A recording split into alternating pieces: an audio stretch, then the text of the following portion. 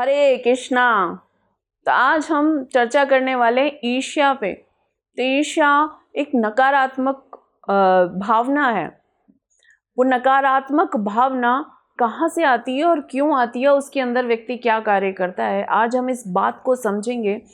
तो ईर्ष्या आपकी जन्म लेती है आपकी प्रतिष्ठा से, आपकी धन संग्रह से। जितना अधिक आपके पास धन संग्रह है, जितना आपकी सामाजिक प्रतिष्ठा है, उतना ही ईर्ष्या हम करते हैं।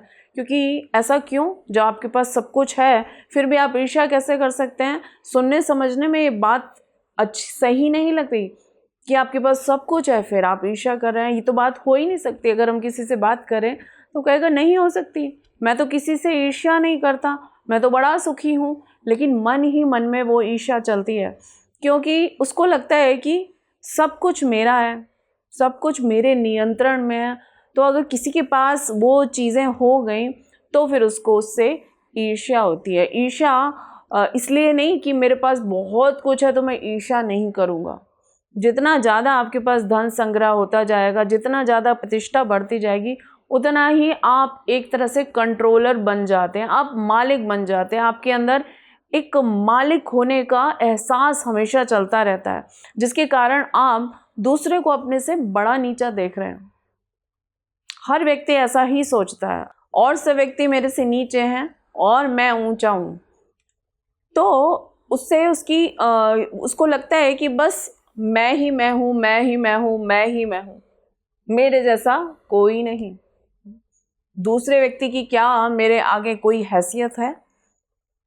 मैं ही सर्वे सर्वा हूँ। धीरे धीरे ही भावना थोड़ी थोड़ी बहुत सटल वे में जो दिखाई भी नहीं देती, उस व्यक्ति को भी नहीं उसका एहसास है कि मेरे को दूसरे से ईर्ष्या है।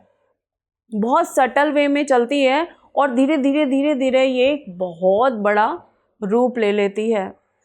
भगवान बता रहे हैं भगवद गीता के 16वें अध्याय के 18वें श्लोक में, अहंकार, बल, दर्प, काम, क्रोध, ये सारी चीज़ें जो हैं, जब अहंकार होता है, अपने पद का घमंड, अपने धन का घमंड, बल का, मैं शक्तिशाली हूँ, मैं सबको अपनी शक्ति से सबको नीचा कर दूंगा, मैं ही जीतूंगा बल में, घमंड, दर्प, काम, क्रोध, ये सारे नेगेटिव इमोशंस हैं ना, जो ईर्ष्या को जन्म देते हैं। जो व्यक्ति अपने आप को महान मानने लग जाता है, धीरे धीरे धीरे फिर वो धर्म शास्त्रों से भी घृणा करता है, वहाँ भी जेलसी होती है, फिर भगवान तक ये जेलसी पहुँच जाती है। एक बार एक गांव था और उसमें एक बूढ़े दंपति रहा करते थे, और उनके पास एक छोटा सा रोमियो नाम का एक डॉग था, एक कुत्ता था। बड़ा अच्छा उनका जीवन बीत रहा था। एक दिन ना वो डॉग गार्डन में गया, बहुत सुंदर उनका गार्डन था, बगीचा था, और वहाँ गया वो, तो उसने वहाँ पे खुदाई शुरू की। जैसे नॉर्मली डॉग्स अपने हाथ से स्क्रैच करते हैं, ज़मीन स्क्रैच कर रहा था, तो उन लोगों ने देखा कि वहाँ पे एक बॉक्स है। बॉक्स निकाला तो ये क्या, उसके अंदर सोना ही सोना भरा हुआ था, और इतना भारी बॉक्स था, बड़ा मुश्किल से घर लेकर आए।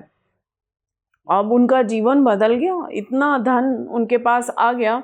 और कुछ दिन बाद वो डॉग गया दूसरी गार्डन में, दूसरी जगह वो स्क्रैच करने लग गया, और वहाँ पर भी बॉक्स मिल गया। अब वो बड़े धनी हो गए थे। लेकिन उनका जो पड़ोसी था, उसको आइडिया हो गया, तो उसने सोचा इनका डॉग तो बड़ा बढ़िया है, ये काश मेरे को कुत्ता मिल जाए, काश मैं भी बहुत सारा धन कमा सकता हूँ इस कुत्ते से। तो एक दिन वो गया और कुत्ते को चुरा के ले आया। अब वो दंपति ढूंढ रहे हैं, उससे पड़ोस में भी पूछा, क्या मैं हमारे कुत्ते को देखा है? उनके साथ ढूंढने के लिए भी जा रहा है, लेकिन उनको बता नहीं रहा। कुत्ते को छुपा दिया और रात में निकाल के लाया और गार्डन में उसको छोड़ दिया। एक जगह से वो कुत्ता स्क्रैच कर रहा है, वहाँ देखता है एक बॉक्स निकलता, बड़ा खुश होता है, अरे ये कुत्ता तो मेरा बड़ा लकी निकला, और अच्छा ना मैंने इसे छुपा लिया था। और तो नेक्स्ट डे उनके यहाँ छोड़ देता है। वो सोचते हैं कि हमारा डॉग अपने आप स्वयं वापस आ गया, कहीं चला गया होगा। उनको कोई आइडिया नहीं होता कि ये व्यक्ति हमसे जेलसी कर रहा है और इस कारण हमारा डॉग लेके। तो देख रहे हैं ना, धन संग्रह, जितना धन बढ़ता जाएगा उतने ही ज़्यादा लोग आपसे जेलसी करते जाएंगे। इस तरह की भावनाएं रहती हैं। अब वो एक दिन और उसने कहा कि मैं इसको ना घुमाने लेके जाता हूँ। एक दिन उनके घर जाता है तो कुत्ता कहता है नहीं नहीं, मैं तुम्हारे साथ नहीं जाऊँगा। वो कहता अरे तुम तो कोई जादू करते हो, तुम्हारा तो कुत्ता बोल रहा है। कहते नहीं, ये तो भौंक रहा था, ये तो कुछ नहीं बोला। बोले नहीं, ये बोल रहा था। ऐसे उसके दिमाग ना भ्रमित हो जाता है। तो अब वो और गांव वालों को बुला के लाता है कि देखो ये कितने जादू करते हैं, इनका कुत्ता बोलता है। जब वहाँ पे पहुँचे तो वो कुत्ता बोलने लगा कि अरे तुम बड़ा मूर्ख व्यक्ति हो, मैं तुम्हारे साथ नहीं जाने वाला। सबको कहने लगा देखो सुना सुना कुत्ता क्या बोल रहा है, लेकिन बाकी गांव वाले बोल रहे हैं हमने तो नहीं सुना, हमें तो कुछ भी नहीं सुनाई दे रहा। तो सब ये निर्णय लेते हैं कि इसका दिमाग ना भ्रमित हो गया है। और इतना भ्रमित दिमाग हो गया तो वो सबको प्रूफ करने के लिए कि ये कुत्ता क्या करता है, उसने बताया मैं इसको लेके गया था और इसने गार्डन में स्क्रैच किया, मेरे को सोने का बॉक्स मिला, सारी बातें बता दी उसने। और फिर उन्होंने कहा ठीक है लेकर आओ बॉक्स, देखते हैं कि कहाँ तुम्हें सोने का बॉक्स मिला था। वो लेकर आया और जैसे ही बॉक्स खोलते हैं तो देखते हैं कि उसमें कोई सोना वोना नहीं था, उसमें रेत भरा हुआ था। अल्टीमेटली ईर्ष्या के कारण वो व्यक्ति इतना भ्रमित हो गया कि बिल्कुल उसकी मेंटल कंडीशन खराब हो गई, वो पागल जैसा हो गया। तो ईर्ष्या ऐसा नकारात्मक भावनाएं हैं जो हमारे दिमाग को भी पागल जैसा बना देती हैं। हमारी सबकी एक योग्यता है, हमारे कर्मों से हमें जो मिलना है वो सब हमें मिलता है, लेकिन हम हमेशा सोचते रहें कि दूसरे व्यक्ति के पास ज़्यादा है।